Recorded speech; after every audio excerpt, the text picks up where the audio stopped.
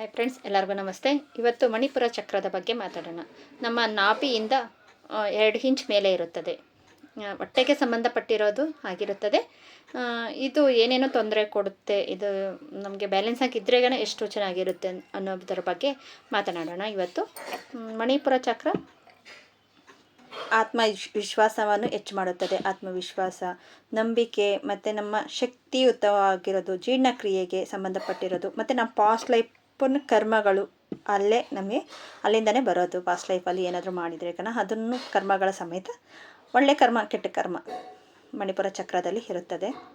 ಆತ್ಮವಿಶ್ವಾಸ ಕಡಿಮೆ ಆಗಿದ್ದರೆ ಮತ್ತು ನಿರ್ಧಾರಗಳನ್ನು ತೆಗೆದುಕೊಳ್ಳಲು ಕಷ್ಟವಾಗುತ್ತಿದ್ದರೆ ಯಶಸ್ವಿನ ಬಾಗಿಲು ನಿಂತು ಹೋಗಿದೆ, ನಮಗೆ ಯಶಸ್ವಿ ಅನ್ನೋದೇ ಗೊತ್ತಾಗ್ತಾ ಇಲ್ಲ, ಆ ಥರ ಅನಿಸಿದ್ರೆ ಮಣಿಪುರ ಚಕ್ರ ಇನ್ಬ್ಯಾಲೆನ್ಸ್ ಆಗಿದೆ ಅಂತಲೇ ಅರ್ಥ.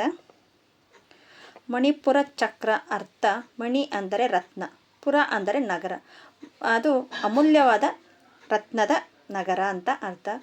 ಇದು ನಮ್ಮ ವೈಯಕ್ತಿಕ ಧೈರ್ಯ, ಆತ್ಮವಿಶ್ವಾಸ, ನಿರ್ಧಾರಗಳನ್ನು ಸಾಮರ್ಥ್ಯ ಕೇಂದ್ರ ಅನಿಸುತ್ತೆ. ಮಣಿಪುರ ಚಕ್ರದಲ್ಲಿ ಸಮತೋಲನ ಇದ್ದರೆ ಆತ್ಮವಿಶ್ವಾಸ ಹೆಚ್ಚಿರುತ್ತದೆ ಮತ್ತು ಶಕ್ತಿಯುತ ಕೆಲಸಗಳನ್ನು ಮಾಡೋದಕ್ಕೆ ಮತ್ತು ಜೀರ್ಣಕ್ರಿಯೆಗಳು ಮತ್ತು ಲೀಡರ್ಶಿಪ್ಪು ಹೆಚ್ಚಿರುತ್ತೆ. ನಮ್ಮ ಇಷ್ಟಾರ್ಥಗಳು ನೆರವೇರುತ್ತೆ. ಇದೇ ಥರ ನಮಗೆ ಅಕಸ್ಮಾತ್ ಇದು ಬ್ಯಾಲೆನ್ಸ್ ಆಗಿಲ್ಲ ಅಂತ ಅನಿಸಿದ್ರೆ ಅತಿಯಾದ ಭಯ, ಆತ್ಮವಿಶ್ವಾಸದ ಕೊರತೆ ಮತ್ತು ಕೋಪ, ಜಿಡ್ಡು ಸ್ವಭಾವ ಮತ್ತು ಹೊಟ್ಟೆ, ಲಿವರ್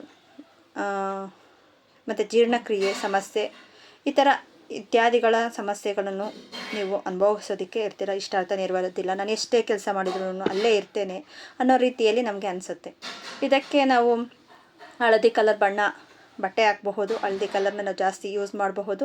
ಮತ್ತು ಪ್ರಾಣಾಯಾಮ, ಕಪಾಲಭಾತಿ, ಭಸ್ತ್ರಿಕಾ, ಸೂರ್ಯ ನಮಸ್ತೆ ಮತ್ತು ಸೂರ್ಯನ ಬೆಳಕಿನ ಸ್ವೀಕಾರ ಮತ್ತು ರೇಖಿ ಕಲಿತ್ರೆ ರೇಖೆಯ ಎನರ್ಜಿ ಹೀಲಿಂಗ್, ಈ ಥರದ್ರಲ್ಲಿ ನಮ್ಮಲ್ಲಿ ಒಳ್ಳೆ ರೀತಿಯಲ್ಲಿ ನಮಗೆ ಬ್ಯಾಲೆನ್ಸಿಂಗ್ ಸಿಗುತ್ತೆ. ಓಕೆ ಫ್ರೆಂಡ್ಸ್, ಈ ವಿಡಿಯೋ ಏನಾದರೂ ನಿಮ್ಗೆ ಇಷ್ಟ ಆದರೆ ಪ್ಲೀಸ್ ಲೈಕ್ ಮಾಡಿ, ಶೇರ್ ಮಾಡಿ, ಸಬ್ಸ್ಕ್ರೈಬ್ ಮಾಡಿ. ಇನ್ನಷ್ಟು ಚಕ್ರಗಳ ಬಗ್ಗೆ ತಿಳಿದುಕೊಳ್ಳೋಣ. Thank you.